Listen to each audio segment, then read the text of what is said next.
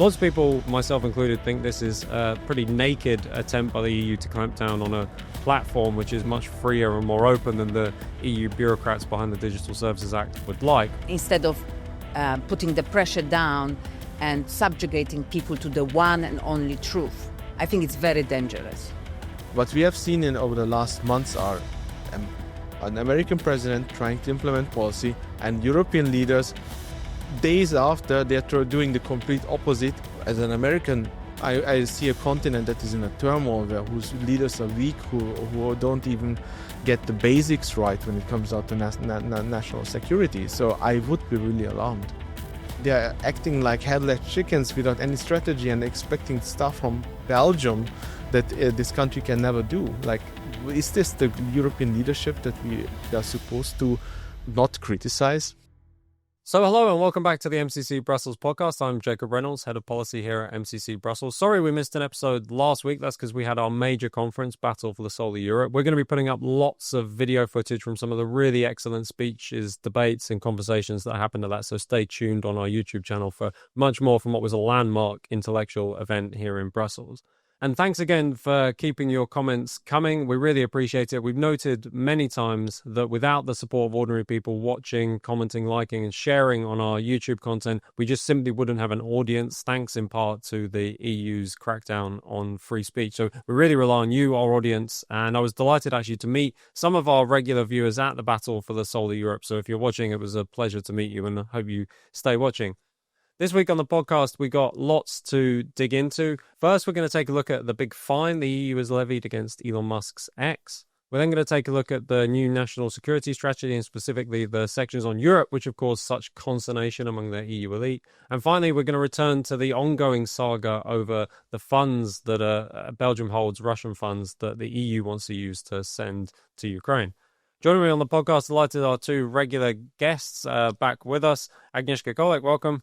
Thank you for having me. And Richard Schenk, welcome. It's a pleasure. So diving into this first topic, a lot of people anticipated that something was coming for a while now with regards to the EU taking action against X. The size of the fine, 120 million euros, and the timing of it, suspiciously close to the security strategy that we'll mention in a moment, have really caught people's attention. But also the justification given for this fine is really quite interesting. Lots of people, myself included, think this is a pretty naked attempt by the EU to clamp down on a platform which is much freer and more open than the EU bureaucrats behind the Digital Services Act would like. But Richard, what's been your take on what's happened? Well, this is part of I think we see the last remnants of strategy that began at the mid 2010s when the EU began to be more harsh on these big platforms. Then, of course, by the end of the 2010s and early 2022, we had Digital Services Act. The digital single market was formed through several pieces of EU legislation. And what we actually saw that these powers and mechanisms that were introduced through this EU legislation led to the decline of free speech. One of the big examples for this is the EU copyright directive that basically censored a lot of pushed out a lot of free content out of the market. Then, of course, the Digital Services Act, as we mentioned, that actively set up a network of trusted flaggers, basically lefty NGOs usually, who are now free to mark content online and strike it down as they wish. That's, thank God, is a bit different in its implementation in different member states. And now the DSA was used to for this strike against X. Well, the timing was very suspicious amidst this ongoing trade tensions between the US and the EU. I think what is more interesting than the actual amount of 120 million euros is the reasoning behind it. So this, for example, the EU claims that X doesn't provide data for researchers. What they actually mean by that, the X doesn't provide the data for this mentioned trusted flaggers or lefty NGOs who claim themselves to be researchers often.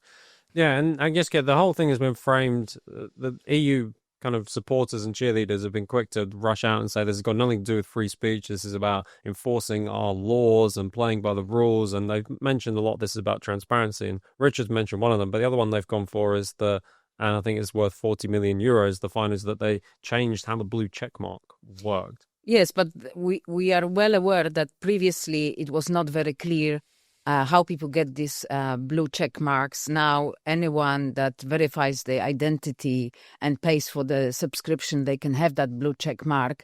And also there are different tiers that you can also go to the higher level with more access and benefits. So actually, I think that became more democratic than not. I think the problem with X is that people can actually access information from across Europe. They can see what's going on. And this is the only platform where you can get this kind of raw, uncensored information coming, because we are aware that the mainstream media in their own countries, they hiding the data, they hiding the statistics, they trying to always fudge the information about whatever happened, whether it's a sexual assault, rape, murder, knife attack. They always try to cover their tracks.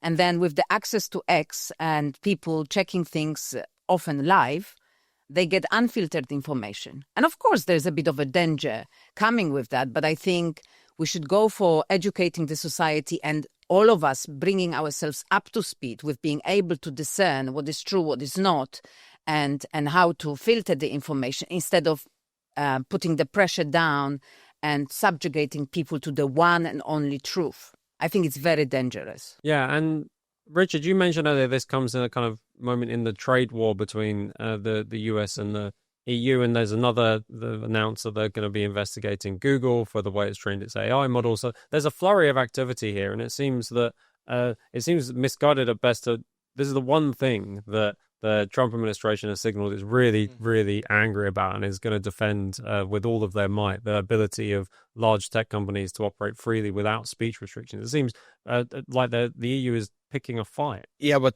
the EU is also actually hurting itself because if you look at the reactions to this fine put on X, okay, the political left in the European Parliament cheered and the liberals, okay, good, that was predictable. But nowadays the EPP kept very silent, and on the political right we had several voices who said actually the Americans are right about this because we see that our companies are losing competitiveness, and in order to make competitiveness not only a buzzword but a real thing, the EU actually needs to loosen its regulations, because it's clear that we are not the place to be when it comes down to AI or data science and so on.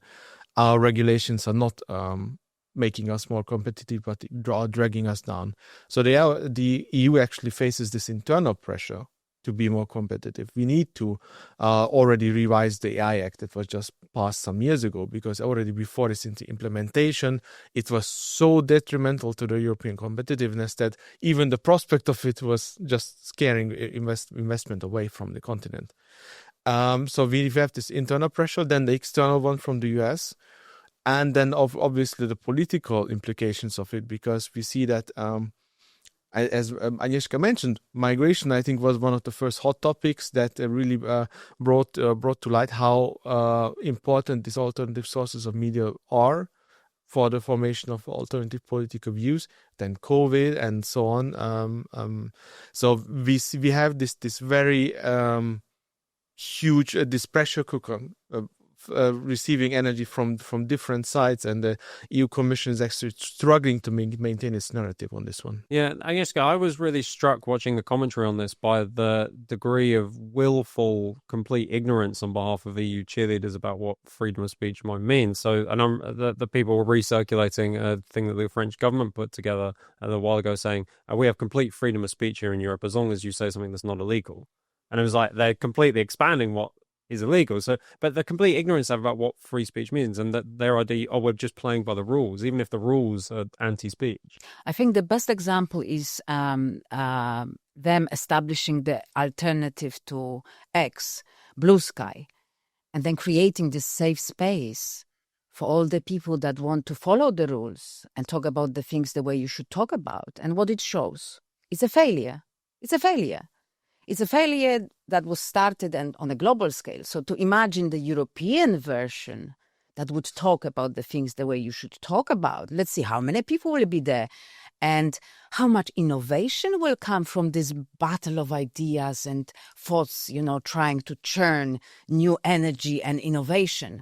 I'm sorry, but I think it's a farce. Yeah. Well, there's actually only more of this to come. We've just released a brilliant paper on the Democracy Shield, which binds together and adds to a lot of the speech enforcement mechanism. So our viewers should really check out the Democracy Shield paper because I think it's a really important one. So continuing a little bit of a theme, of America theme, the Americans released the latest national security strategy almost without any announcement, almost unexpectedly. And in it, there was lots of wide-ranging reflections on America's role in the world and how previous administrations had ambitions that kind of really detrimental to American interests, that the globalization of industry had left a impoverished middle class, etc., etc.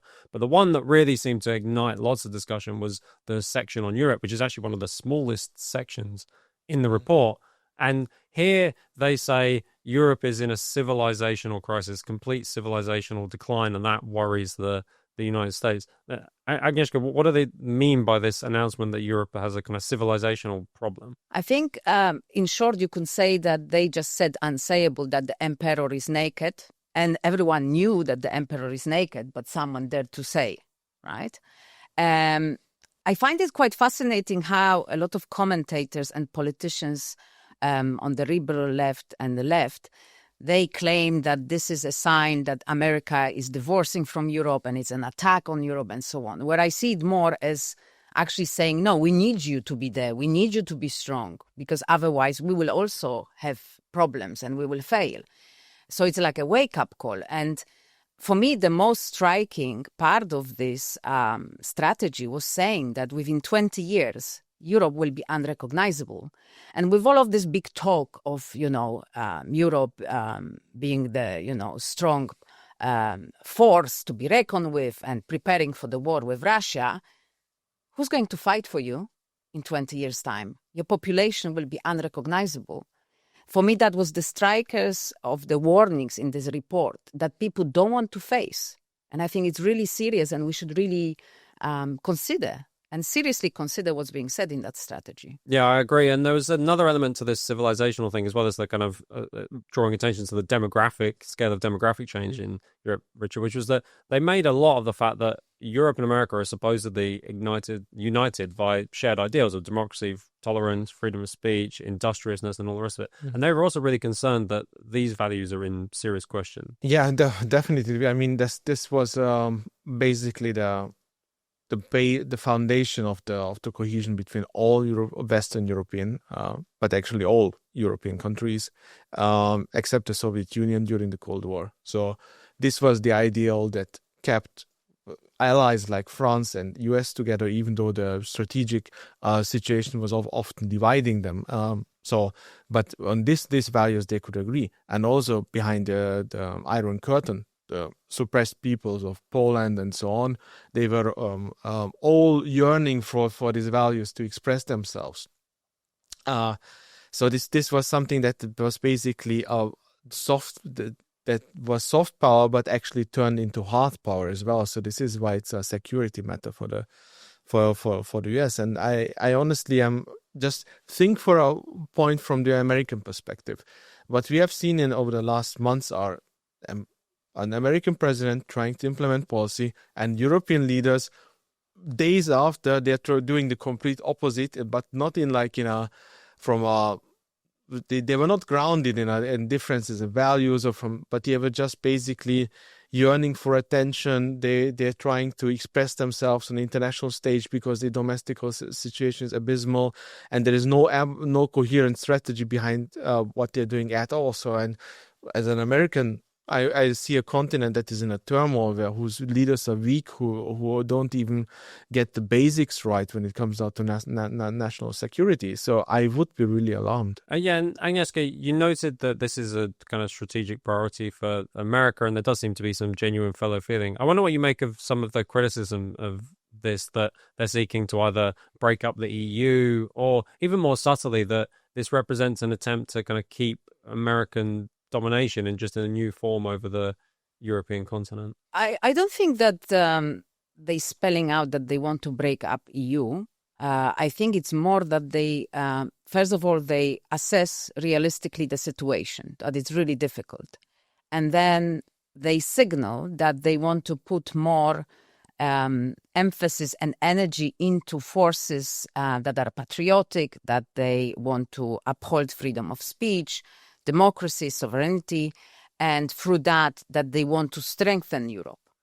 So to me, it doesn't suggest necessarily breaking up EU, although probably those in power, that they enjoy this unchecked power that they have and pushing down the censorship that we see, they see it as an attack on them and they dress it up into attack on the EU, where it's basically attack on the unelected officials and the censorship operating system. Within Central and Eastern Europe, the comments were that obviously it's a dangerous time because obviously it's very uncertain which way things will go. But everyone noted, especially on the patriotic conservative side, that this is also an opportunity. So there is danger, but also opportunity at the same time, because within the strategy you can feel that Central and Eastern Europe has been not infiltrated by undemocratic forces as much as Western Europe.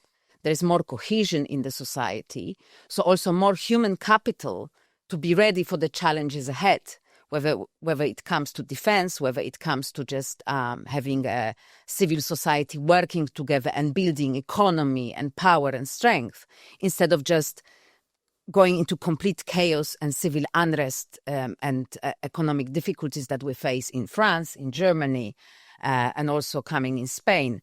So I think that was quite striking, and definitely for the conservative side in Eastern and Central Europe, it's something to work with and to move forward and do our best to work with the Western European leaders, but have no doubts that if they continue swimming in this delusional milieu, they are suicidal. And we don't have to commit suicide with them. Yeah, and Richard, I wonder what you make of the sections on basically proposed that European countries should stop worrying about Russia, that there's nothing to see here, European countries are actually strong enough to deal with Russia on their own. Is this an indication that lots of people have been kind of suggesting is going to happen, that America really sees a kind of larger scale withdrawal of security presence on the continent? I mean, why do we need... If you look at European history, Russia could be always dealt with if there was a coalition against it. So it was not necessary to have the US in the mix. Russia is capable of defending itself, but to projecting power into Europe, for example, annexing the Baltic states, that's always a narrative that is spun. For that, I think it's also it's too weak, because if you combine the theoretical capabilities of the European countries, they are clearly outperforming Russia. But I meant theoretical. So if you look at the industrial capabilities, we are lacking even the basic capabilities to produce bullets, not to mention high-tech military equipment. Our armies are often lacking personnel because we got rid of conscription. So the cohorts of young men were not trained as they used to be in the Cold War. But I think this is only a symptom of a very basic thing that our liberal elites told our peoples in Europe, that there is no nation, there is no home to defend. Everything will dissolve in a kind of like because of trade and global values, everything will dissolve with some kind of global harmony after the Cold War. That was completely wrong. And the people, and obviously people wanted to believe this because that's a positive vision. I understand that. But now the same elites are telling the people, you should send your children to the army where they might get killed. So this is the harsh rhetoric to use. And obviously connected with this anti-Russia rhetoric. So that's actually not believable. And if you look at the polls, it's clear that people are rejecting this. 60-70% of the people in Germany actually are not ready to fight for the Baltic states. So that's a very fundamental problem that needs decades of undoing. Yeah. And now back to a topic that we have covered on the podcast before, but this story just keeps getting, to my mind, more and more incredible, which is the desperate attempts of the EU leaders to force Belgium into effectively handing over the frozen Russian assets that are stored in exchanges in Belgium. Now, this story, we covered it last time in terms of its practical unfeasibility, but what I'm interested in this time is the way in which the pressure is being applied to Belgium that seems completely out of proportion to anything reasonable. And in fact, countries themselves are saying, we won't take on this risk ourselves, but we want Belgium to do it. And we had even insofar as the major editor at Politico saying that Bart de Wever, the Prime Minister, is a pro-Russian sympathizer because they won't hand over the assets. So, Richard, what do you make of this? It's turning almost into a kind of crusade against Belgium. It's an absolute sign of desperation because the EU is running out of money. The big member states have no money. Germany, France are in the midst of budget crisis. So the big resources are actually not available. The EU cannot take on more debt. The EU's own budget is in turmoil. If you look at it, so there's no money, and now they are desperately trying to blame everything on Belgium. I mean, it's insane that 140 billion euros should be taken on as a risk by Belgium. It's and it's not only Bart de Wever who is against it. He's actually you saw in the Belgian Chamber of the Belgian Chamber of Deputies cross party support for his position from the far left to the far right. It was the only time since the last World Cup that Belgium seemed to become a country, a united country. And it's rightly so. I mean, who on earth can expect this from Belgium? It's insane. It's absolutely outrageous. I mean, and then when Bart de Wever goes to the European Council and says, wait, can we not at least share this burden? And everybody else says, no, this is way too huge of a burden. Like, I mean, if it's too huge for 27 countries, why should it be acceptable for one? And this is what I meant a bit. This is like they're acting like headless chickens without any strategy and expecting stuff from Belgium that this country can never do. Like, is this the European leadership that we are supposed to not criticize? To me, it more looks like ganging up on the weakest, member of the school community and just robbing them of the school lunch. The assets also frozen in France and nobody talks about it. It's just Belgium. So basically, to me, it indicates that they don't see it as a country. They see it as a vassal little state that should just agree and just get on with the program. I think maybe they even set up all the major institutions here because it's easier to hide the corruption because the police doesn't have enough forces to actually investigate the corruption within the institutions, like a few policemen working on the Qatargate case. And this is another case of showing how they treat individual states. If it was Africa, maybe the state wouldn't exist. It would just fall apart or be just kind of swallowed up by the countries around. But because it serves the institutions to have the seats here, it can exist as long as it works for us. I think, Richard, this is an interesting example of how the policy is getting increasingly desperate and really turning people off. So you've got turning people off what the stated aims are. So you've got a country like Belgium, which has in many respects been quite a supporter of Ukraine. You've got Prime Minister who's an outspoken defender of Ukraine, who's like visited the country, led aid missions to the country. And for him to now be accused of being a Russian agent, you must have ordinary people thinking, well, hang on, this whole Ukraine thing has been a bit of a con. No matter how much you support Ukraine, it's not enough if you don't agree to every kind of mad innovation of the European Commission. Yeah, the current Belgian government is basically a coalition of parties who are in support of Ukraine, and the opposition are other parties who are not that much in favor of supporting Ukraine.